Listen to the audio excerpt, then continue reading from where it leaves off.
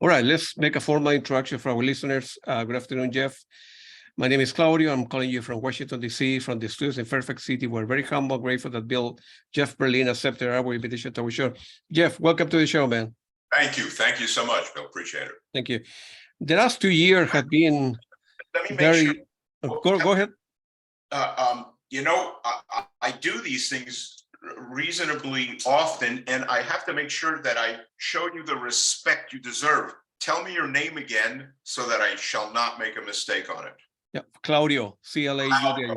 I thought you said your name was Bill. Claudio, discúlpame, perdóname, hice un grande error. That's okay. Okay. Don't worry. So, don't worry.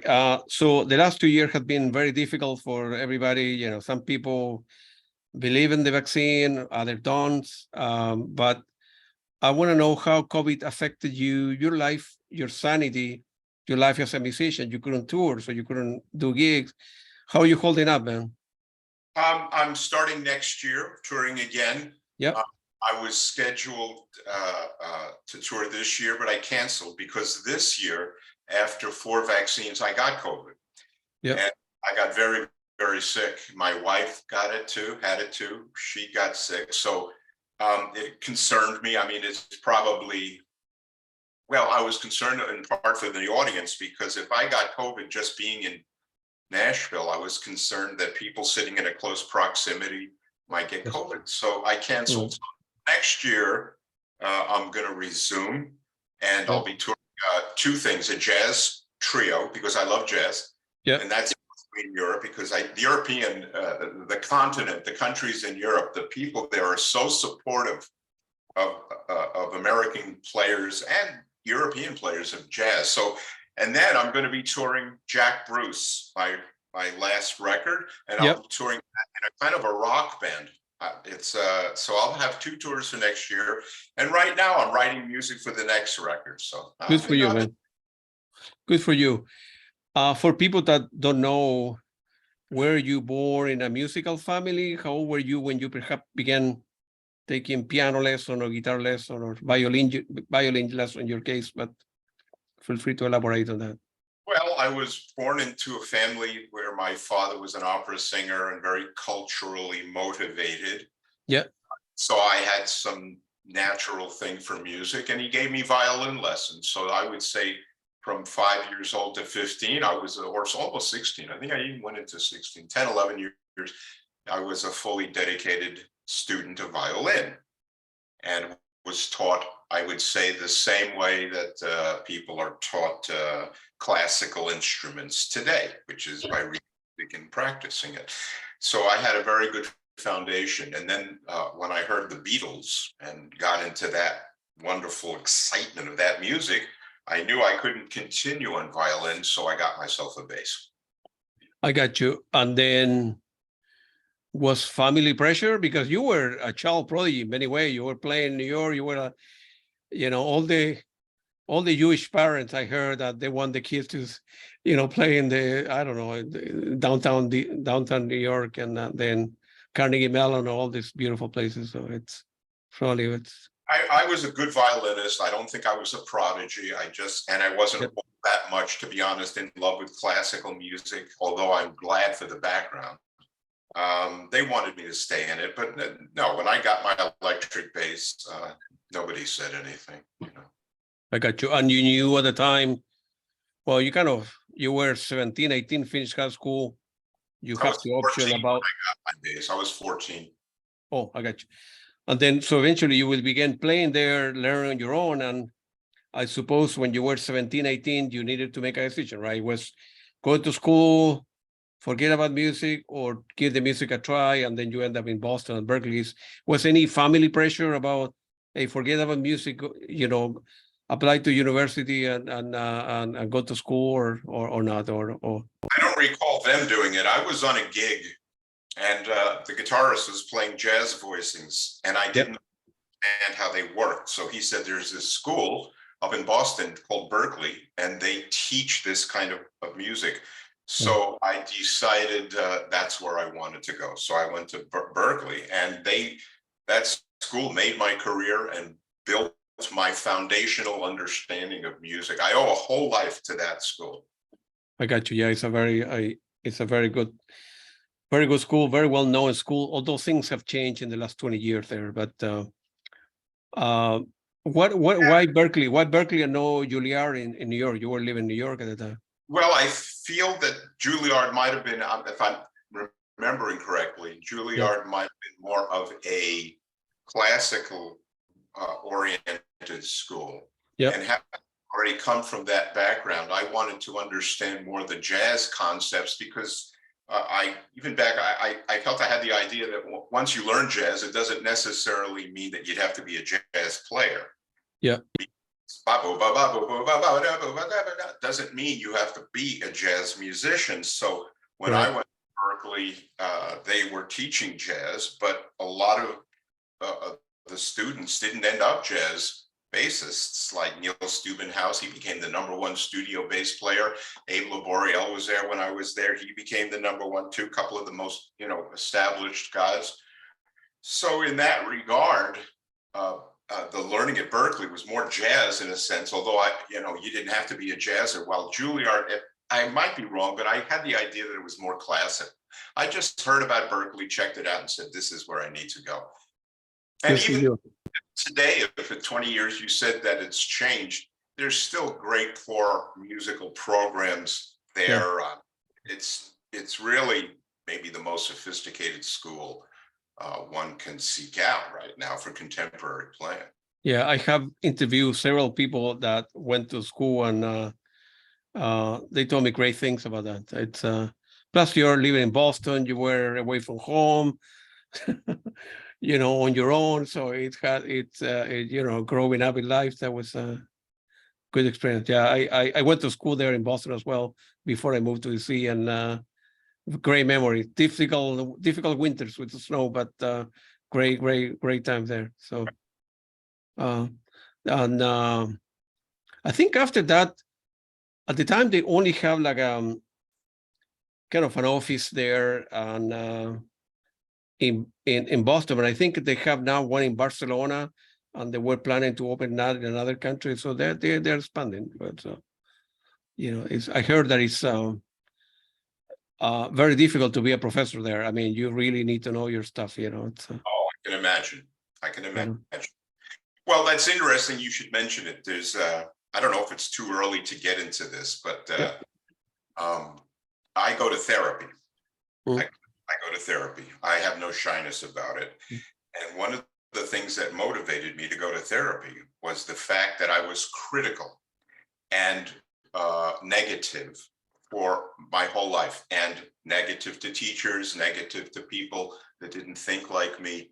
And it was a terrible way to be. And I didn't know how to stop. So I kind of got into emotional difficulty, went to therapy, and discovered the source. The source is the background noise in me that created that. So one of the aspects, which actually came from Steve Bailey, who is the head of the Berklee bass department, is that it is better to be positive about stuff than negative, which of course at the time I said, wait a minute, forget that. It was stupid of me. And now, in reflection, because of the therapy that I've had a lot of cathartic and sort of transformational understandings come to me. And one of which, of course, is that Steve was right. It's better to be supportive, understanding that people of different views can work together in positivity. People of similar views, of course, will. So I've completely ended that portion of my life. And the only reason I mentioned it is from what you alluded to earlier, and felt it was necessary to say that I kind of owe a debt in a way to Steve and to Victor Wooten, because I wronged these guys. I was critical when they never deserved it. I don't think they particularly, they just saw me as a noisy guy in the background. But I have to say they were right. And since you brought that up earlier, I just want to sure. I owe that apology. So it's good that you look back in your life and you say, well, I was a difficult kid, or I did stupid stuff like all of us, right? We are human beings, like myself included, right? I have said a lot of stupid bad, but you mature, you grow, you got to know about yourself better, and you are a better human being, and that's it's all It's all that matter. We all have, some of us come from good families, other from disruptive family, other from crazy family, and we carry a lot of luggage along the way. And we try to, we are on our own. When you were 18, leave the house, go to college for my family, whatever, and we try to make the best. It's all manual to how to become a good human being, or how to be a better parent, or whatever. We all make mistakes, and it's what has make us human being. But it's good to be reflect your life. And I say, well, apologize to Johnny, Peter, and Mary, whatever, 20 years later, or whatever the circumstance. I say, hey, I'm sorry if I say something that offended you, or this or that. You know, the world that you live is as a musician, right? You know, in the personal life is a cutthroat. It's very difficult to make it. It's you know, I've been doing now interview for 2 years for my passion for music, and I have heard so many crazy stories. You know, it's I'm a consumer of your product, right? I go to a show.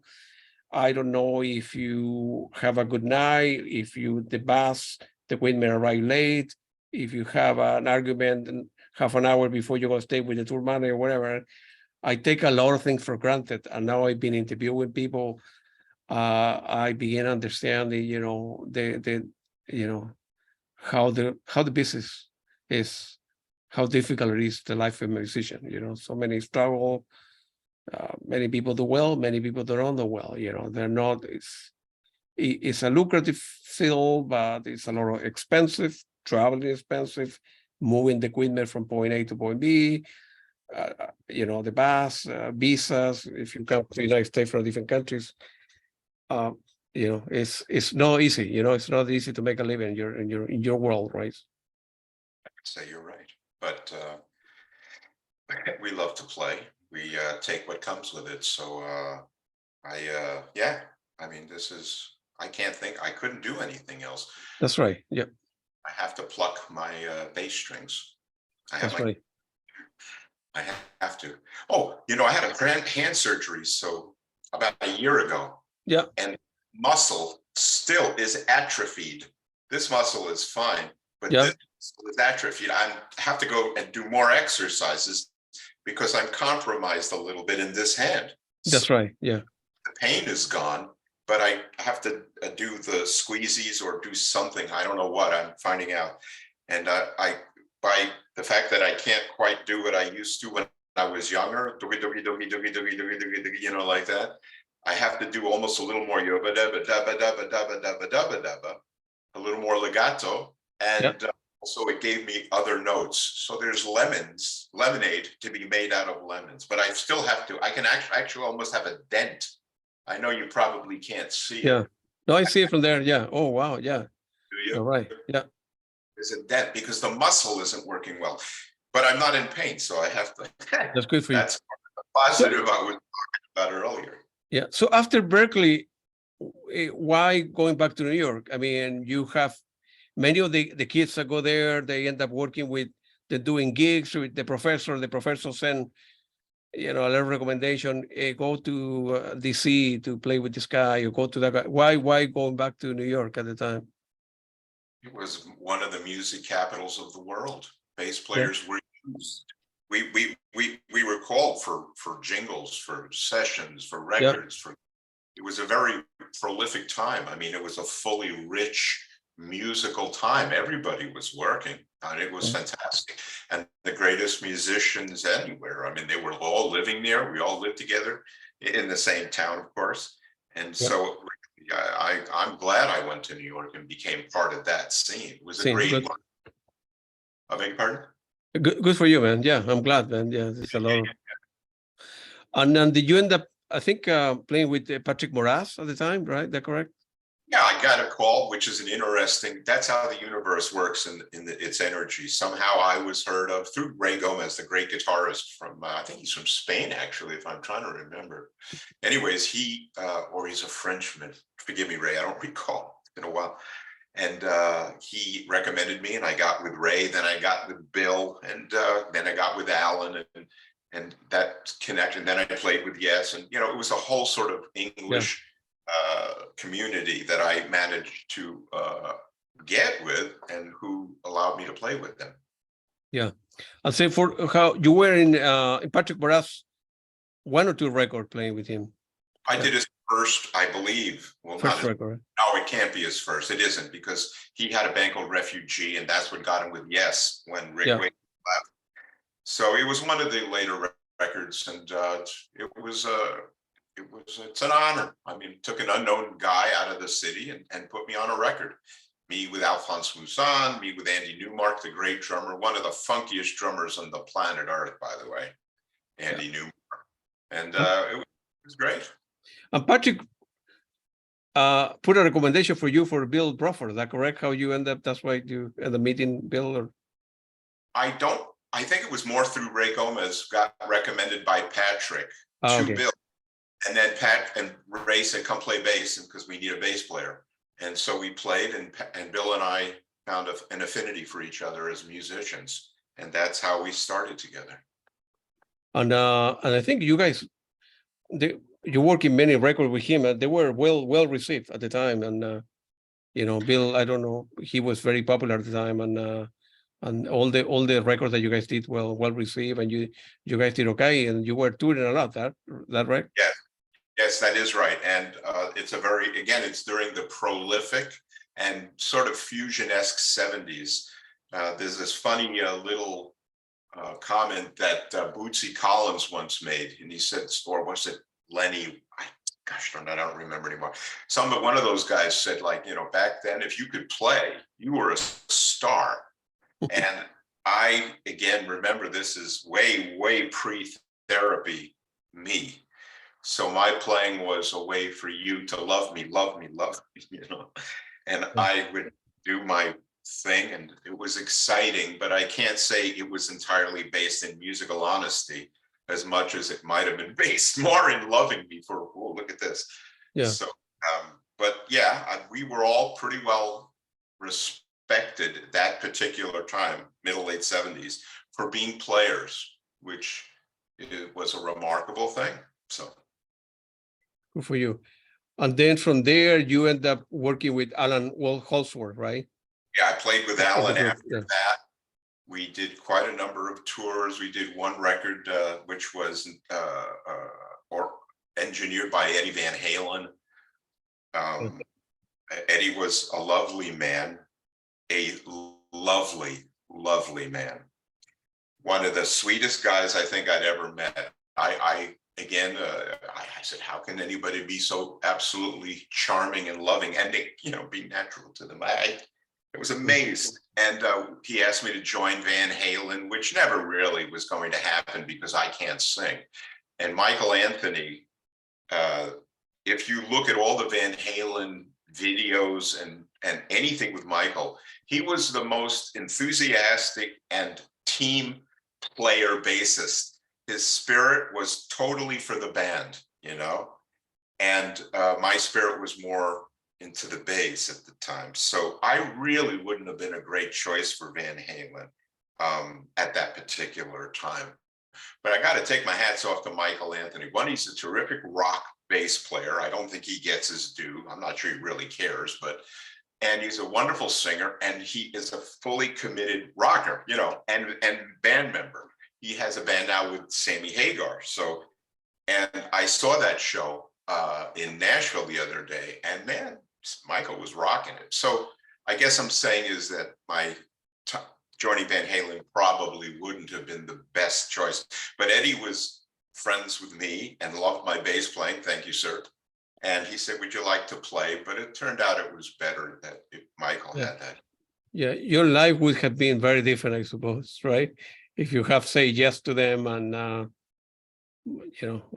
but sometimes we make choices in life and we go this path or that path, and it's you did all right in your life, so so you're very humble. You have done well your life, and you are one of the top bassists in the world. So it's you would have done well anyways.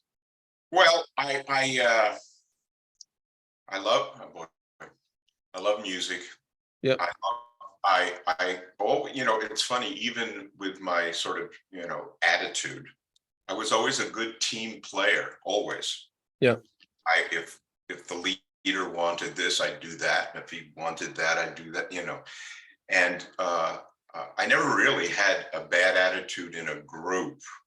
So I had a bad attitude everywhere else.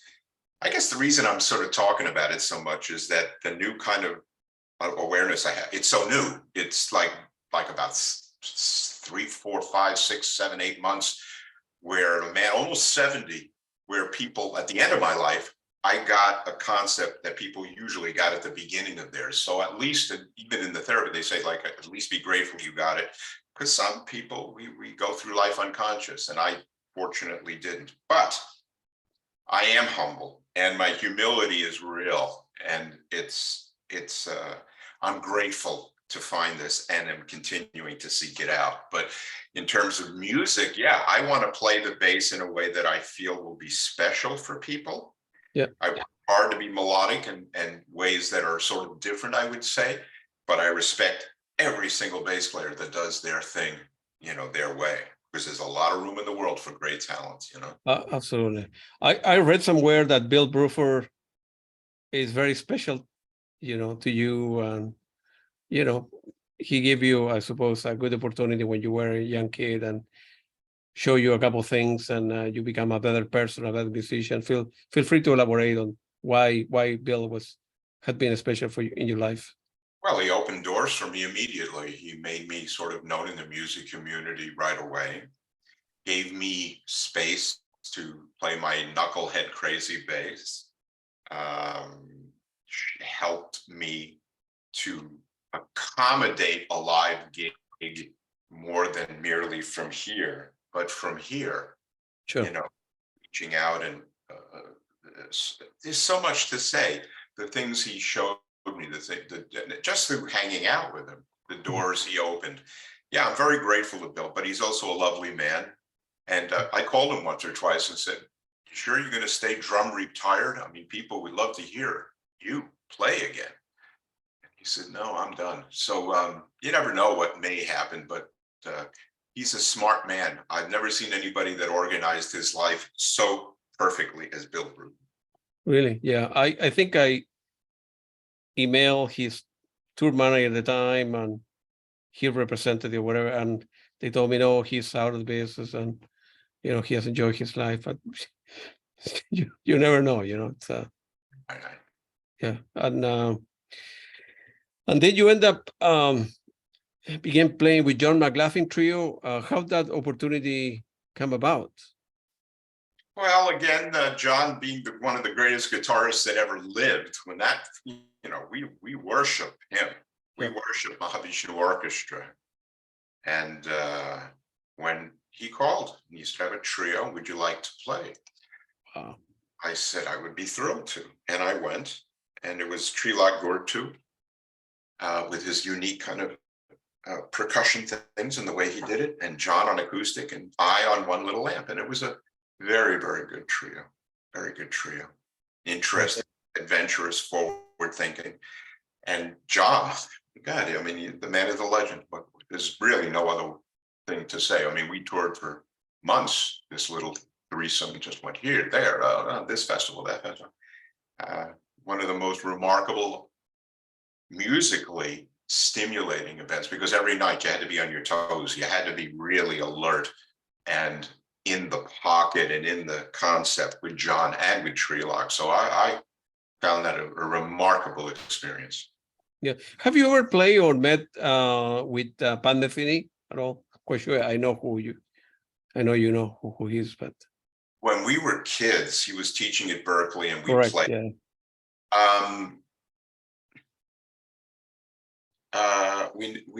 I wasn't ready. I was always this instead of the harmony and the chords. Pat was always into the harmony and the chords.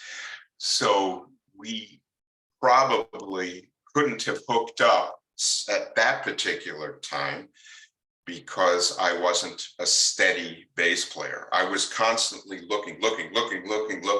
A guy doesn't need a bass player like that. But I knew Pat when we were young, and we jammed and we hung. So yes, he was I mean, even back then, it was like a great musician. Yeah, yeah. Plus he's a very good. I met him. I have not interviewed him, but he's a very good, good and decent person as well.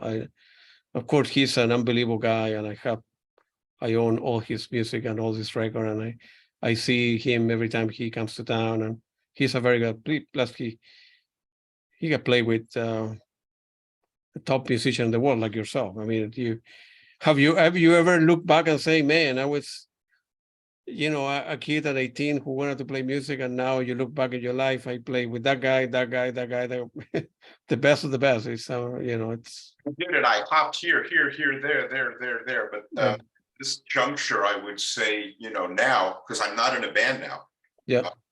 I want to be in a band. It hasn't yet at this time come forward. It's just after COVID. So usually I think that a lot of bands picked up from where they left off. But there's opportunities I'd like to do as a musician and be part of groups and play in that regard. Yeah, I look back, but there's a thing that I look back on also is a regret. And I have to learn that the past is the past. So it's a little difficult for me because I go, oh, why didn't I do that? Why did I have to this? Why did I this? Second guessing myself all the time.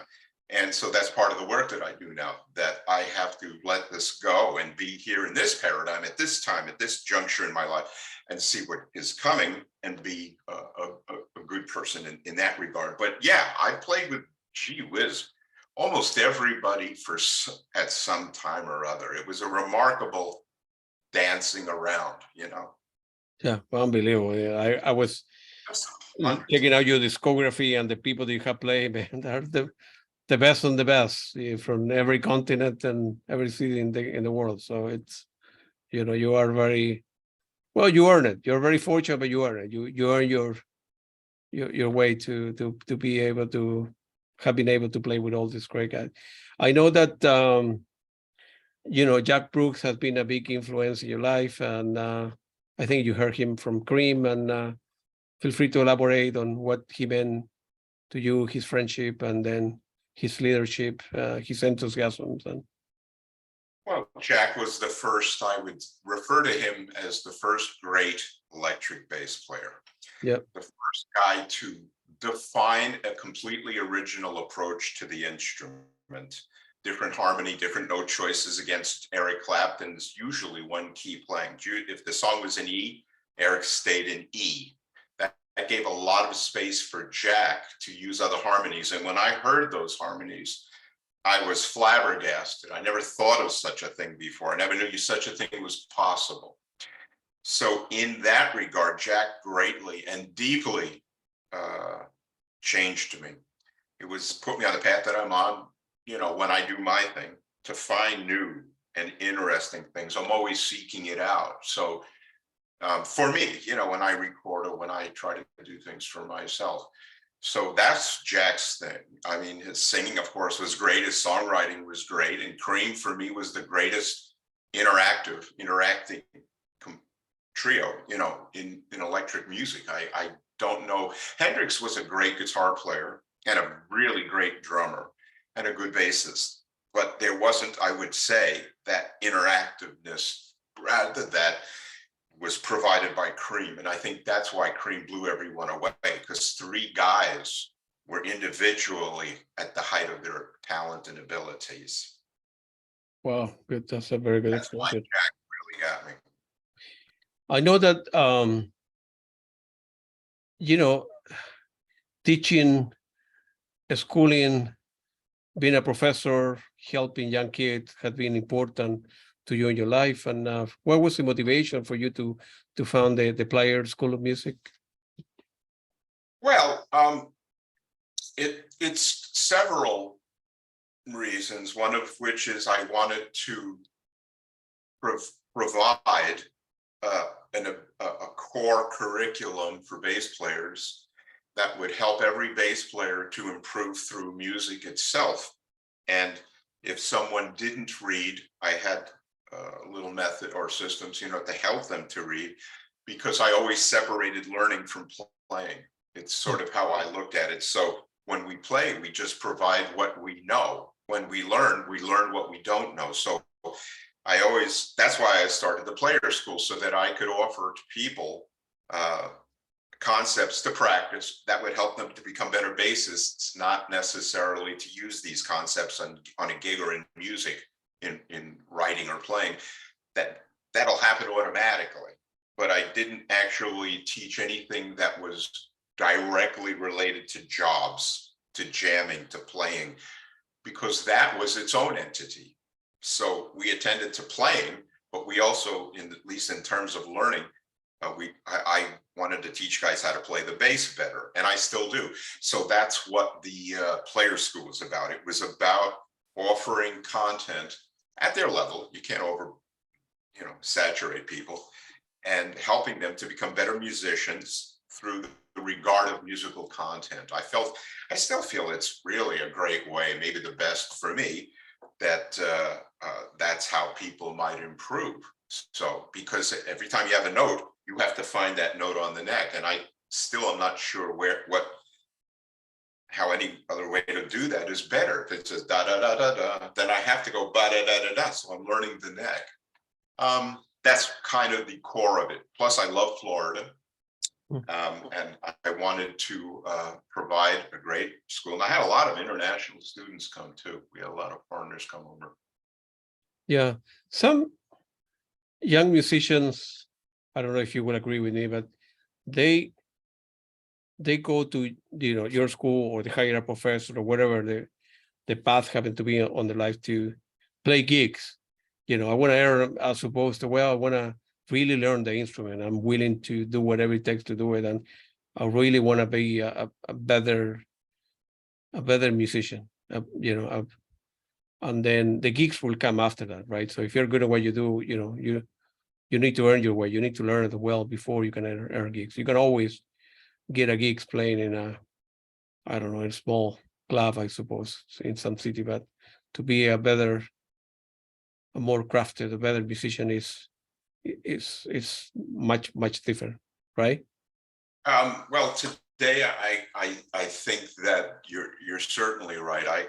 Today I think that guys are more interested in gigging, or feel or groove or lock or that type of thing, and that seems to be the predominant thing. But I always noticed, it sort of goes to music being a language, and I always concluded that if I didn't know what the words are, I couldn't speak the language.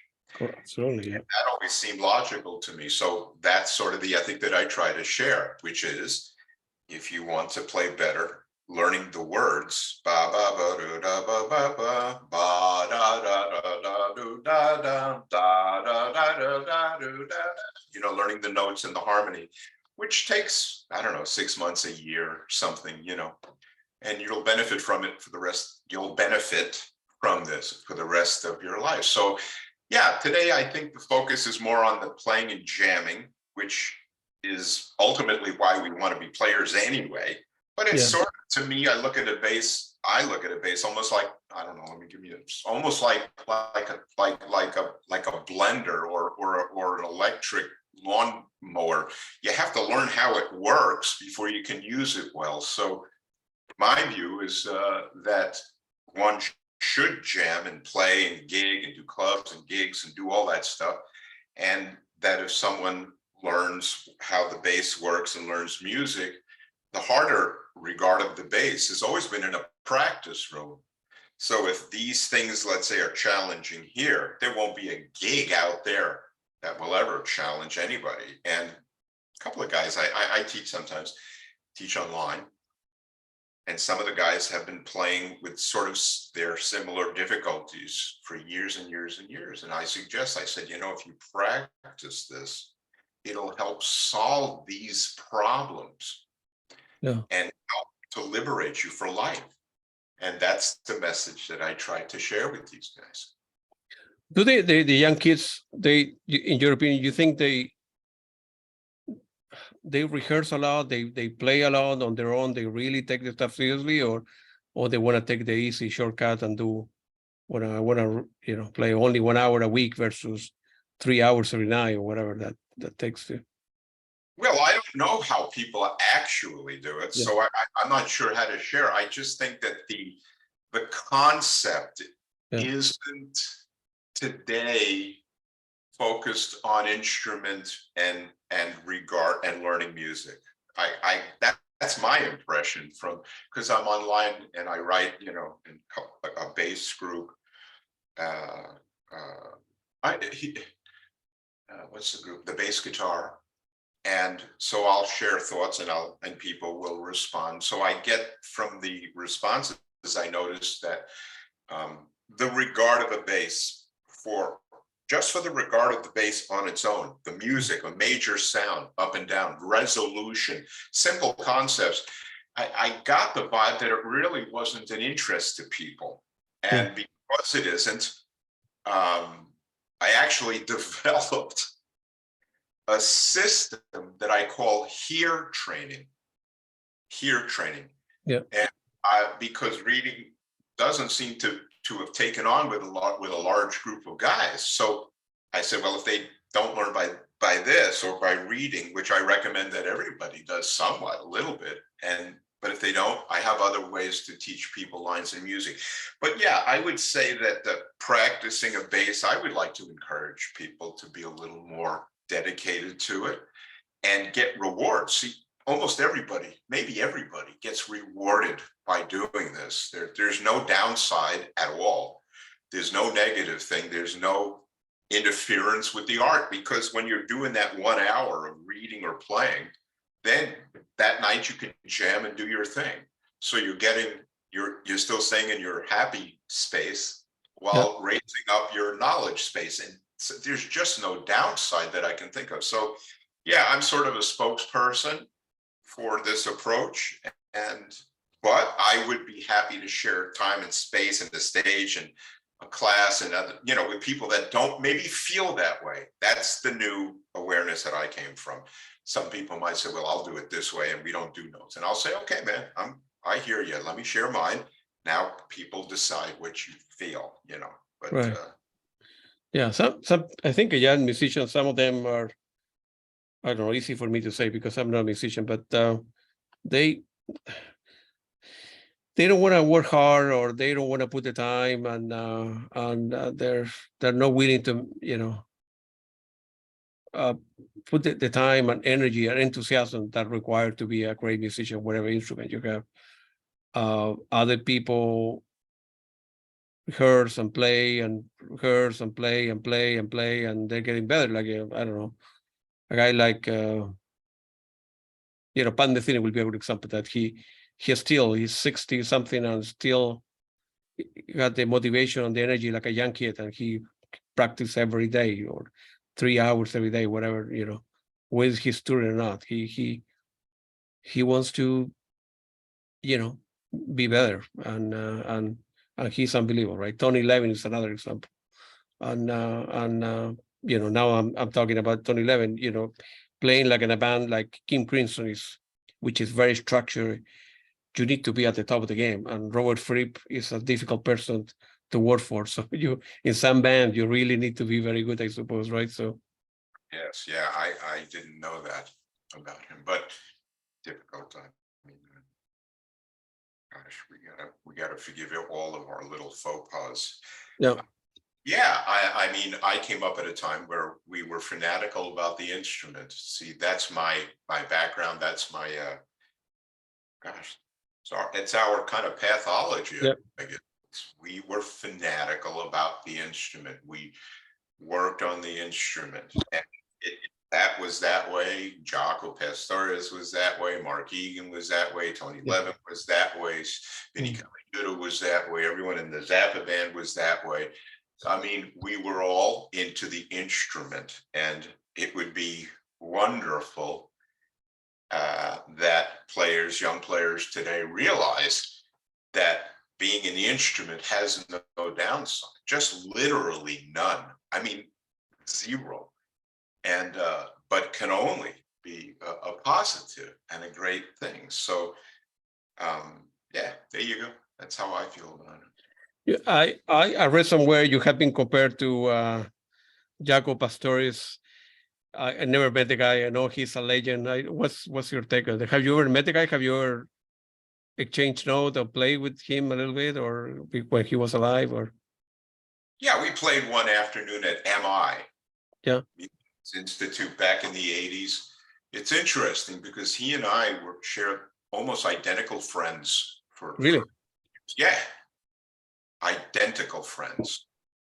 And but Jaco was clearly the greatest of us all. And the reason was, in part, is that he was a bona fide recipient of, I'm sure of this, a bona fide recipient of DNA genius.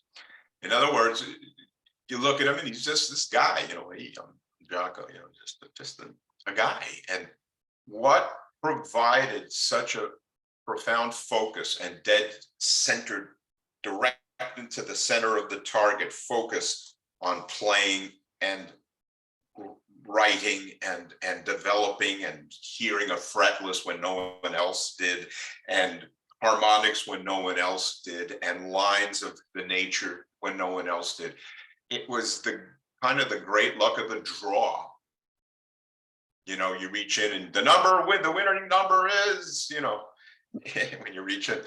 And I feels confident. I mean, seems that way, that he was born with an odd and peculiar and remarkable DNA musical capacity. Mm. So I don't know if it led to his demise, because often geniuses are often have the attending word troubled geniuses. We've all heard about it. Mm. I don't know if that was his story, but nevertheless, out of all of us, they compare me to Jaco only because at the time I was trying to do these things, when really he was far superior to me and far more stylistically original than I. But at that time I was doing this too, so I guess I'm going to be compared. I was a good bassist as a kid. I had interesting ideas. I did very well, but Jaco was the leader of our group, and we all know it. I got you. Yeah, I have heard many stories about him, that he was on a different level, a level on his own. I mean, Pat Metheny say that there will never be another Jaco. It's like Michael Jordan of basketball, right? There are people that are born every 100 years or whatever, or Messi in soccer, right? Or there are people that come around every 100 years, and you will not see them. There's a lot of very good tennis player, a lot of very good musicians, a lot of very good bass player, but there's only one Jaco, they say. There is only one Jaco. There was only one. He was unique in the world, and it's an interesting phenomenon. He was. Yeah, and but you're very good, man. I have heard a lot of read and heard very good reviews on you, and you are up there, man. You are humble, and you don't like to talk that much about kind of stuff. I suppose people don't like to blow their own horns here, they say in the United States, but you're I won't blow my own. You're good, man. Well, you're kind, and that's sweet. You got to put good energy out there. It's funny for us guys that might have come to, like that, like the story of Ebenezer Scrooge, when he was sort of a miserly, difficult guy, and then woke up one day. I never got 3 spirits. I had 3 therapists, and this sort of, there is no fake humility here. There's a real awareness of that love and respect is a better thing than angst and criticism, and it's actually something that, in a funny way, Victor Wooten and Steve Bailey shared with me that I rejected earlier. But yeah, I'm glad to be humble. I'm just a string plucker. I'll do my best. Like me, don't like me, whatever. I'll always, at this point, to the end of my life, be as positive and as supportive of my colleagues and of the people that support me. So yeah, I'm a good bass player. I work at it. I practice almost every day a little bit these days while I'm home right now. Going out next year, I'm actually preparing. 6 months, I'm preparing now, because I don't want anyone to come to a bad show. But yeah, well, thank you for your kind regard. I do feel humble. I never did before, but now I people that often present a non-humble attitude are usually people with the most fear. Yeah. You know? So hey, man, Jaco, hey, me, what are you talking about? And when we do away with the fear, maybe we find our true nature. So excuse me as I repeat this, and no, that's okay. And the other thing I noticed, you learn how to live in the present. I learned how to live in the present. I used to be the person worry about the past. I did certain things, I'm not happy or whatever. I'm worried about the future, what I would like to do, and this and that next year, next month. But I was never in the moment and living in the present. I learned how to do that. No psychology, no with psychology, but I kind of looking at the mirror myself, examining myself, what did I have done well, what I haven't done that well, and trying to become a better person, a better husband, a better father for my son, and living the moment. I mean, the COVID, of course, the vaccine. One day I thought, man, I want to start working from home, and I don't know if I'm going to be alive tomorrow now, but I need to make the best out of, put all my stuff together and re-examine what was important in my life and got rid of all the noise, and that was good.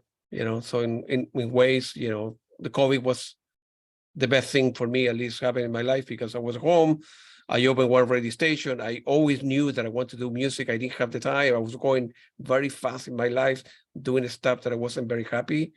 And then now working from home, the time for the last 2 years, I realized exactly what I wanted to do. And I knew that music was important. And I opened a podcast, and I have been able to interview the best musician in the world. So I'm very, very happy, Yes. At the beginning, I was very conscious about, and people will understand my question or where I'm coming from or my accent or this or that. And, 2 years later, over 250 interviews, open for registration. And, I have talked to the best of the best in the world. There's still a lot of people, the Pink Floyd of this guy, the Led Zeppelin guy that right now I can get a hold, but I'm close to the gap. So I'm very, very happy. And people like the music on the radio. And, in a way, what I do is that creating a music archive for future generation. You and I will pass away in some years from now, and the young kids will like to see, who was Pat Metheny, who was Peter Gabriel, or Steve Hackett, or Tony Levin, or whatever. And all the interviews are there for people to enjoy it, and some people like it better than others. But that's if I could call that creating like a musical legacy for future generation. That's what it's all about, So it makes me happy that some musicians don't give many interviews, and I was able to get a hold of them for an hour. They give an hour at a time, and now 500 people, 1,000 people can enjoy the interview in YouTube or whatever. So that I make 100 or 500, whatever number happen to be happy. So it's, that's what for me life is about. Feel free to elaborate. I was able to listen to the album, the tribute album to legendary, of course, Jack Bruce, titled Jack Songs. I really like it, man. It's I know it's very personal to you, but feel free to elaborate on what it meant to you, why you ended up picking up the pieces how long did it take to put it together, and so on. Well, it's my favorite record. It was an effort of love. I wanted to represent Jack's catalog. How do you represent a whole lifetime's catalog of compositions? You have to leave some things out, and you have to do certain things differently. So I managed to find a way, I think, to take every song and make it an original regard of Jack's music. Plus, it's done in rock. And I had ballads, very quiet parts. I had some super loud parts. I had how many brilliant guests who played on it. Sammy Hagar sang, Geddy Lee played a little bass, Billy Sheehan played some bass, Alex Lifeson played some guitar. I had Gary Husband on what I call the Cream Jam there's horns, it's a completely eclectic and fully developed system of songs where each song I feel is an epic, where it's almost like a modern day Sergeant Pepper, only in that Sergeant Pepper went everywhere. You had when I'm 64, and then you would have an acid trip in the, what is it, Lucy in the Sky, and then you would have sitars on Within You Without You, and then you would have an orchestra. I mean, that record was broad. And interestingly, it was Giles Martin. I think that's how they say his name. And I apologize, Giles, if I say it incorrectly. Giles Martin, the son of George Martin, who produced the Beatles' Love. And he combined one or two Beatles songs, 3, 4, 5 themes in one song. I was impressed. I thought this is a brilliant idea. So I copied his concept by arranging every song to have 3 Jack songs in one, then go to this and it has 2, 3 references, and go to this. And so in a sense, it was a broader, well thought out, I think, arranged record, but rocking to the moon, and a lot of harmony and a lot of variety. I mean, I don't think there's a sort of a dull spot anywhere. So Jack songs to me is by far my best work, my best work, but it left me exhausted. I imagine so. Yeah. Exhausted. I wrote every note, as it were, arranged every element. John McLaughlin did all the production between us both.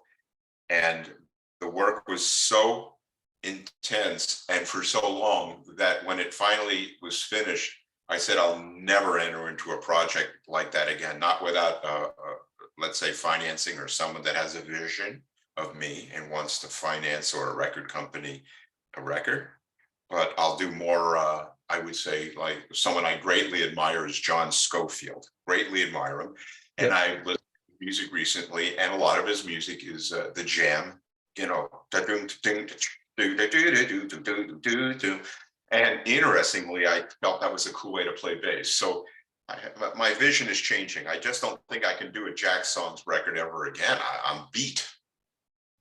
You didn't get any financing behind it? I mean, you did everything your own, and wow. Yes, the record industry has changed.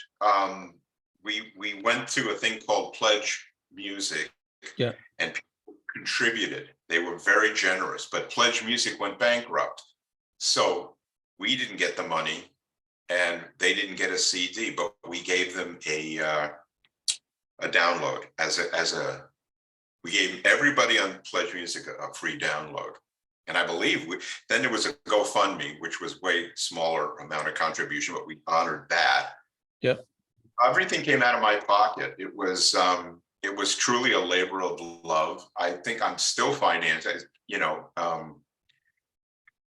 I'll do it because at this particular moment, record companies might not see I don't know how to put it. They didn't want it, or we didn't try to sell it to them, but they would say, finish it up and then we'll see what we think. And that's how it is today. So we're now shopping it, I should say, with a couple of record companies. And I don't think they make records like this anymore. So if I tour this next year, which looks like it's the plan, plus my jazz thing, which I love because it's just ding, ding, ding, ding. But I mean, it's difficult. Whatever, if it costs to put a number there, $30,000 to make a new album, many bands, they don't have the money, they cannot get the finances, they will never do it. And even if they borrow the money, they cannot, their ROI on that is a long period of time, and they end up, making t-shirt, or in the merchandise section, selling t-shirts, selling tote bag, and selling CDs, signed CD. You take a picture with the guys, and that's a way for them to be able to, record that $30,000 that they were spent making the album. Fewer people buy vinyl CDs, and if you are in Spotify, you get 0.000 cents. So Bandcamp is a better avenue because you get 90% of the revenue coming to the artist by Spotify. What's your take on where the music industry is going from a musician point of view in that sense? It's a challenge because record companies correctly want to make money. Yeah.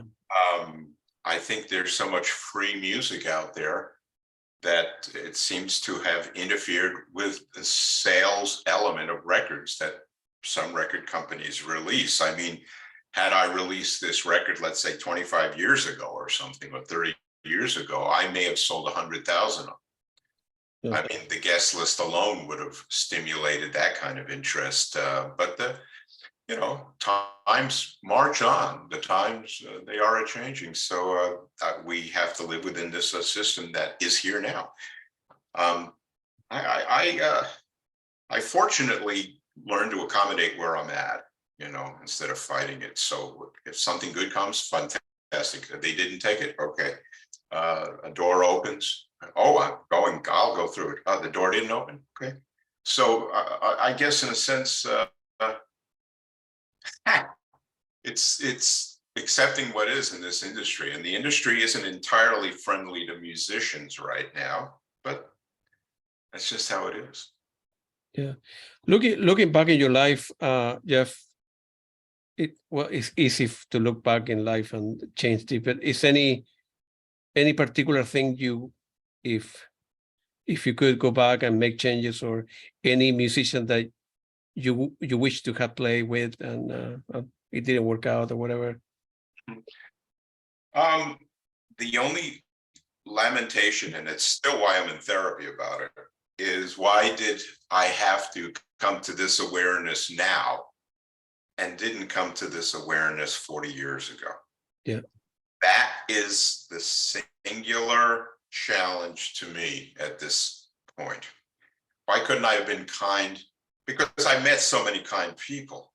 And the answer, I'll give a 10-second synopsis. I grew up in a very hard house. My father came from a dysfunctional, a violent family, and was subject to the Holocaust.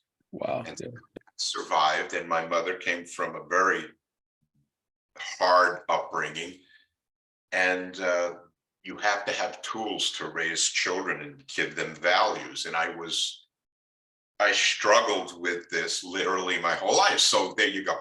I wasn't Satan on earth, but that's the only lamentation I have to look back. That's it. If I could have been a more accommodating and kinder and loving person, it would have branched into everything. Does that make sense? Yeah. So, well, if you ever, have a conversation with your parents when we cross over to another life, they may look back and say, man, perhaps we were tough on you, or we tried to be the best we could, but you as a musician, I tell you, have played with the best of the best. So you did very well in your life. I mean, you're, as I mentioned before, if you look at Patrick Moraz, people from jazz, Allan Holdsworth, and Jack Bruce and John McLaughlin, all the people that you play are the best of the best. So in a way, you perhaps was a difficult upbringing, and but you look back and you say, well, I chose to be a musician. That's what my profession. I picked the bass that I felt more comfortable, and I play with the best of the best, right? Yes.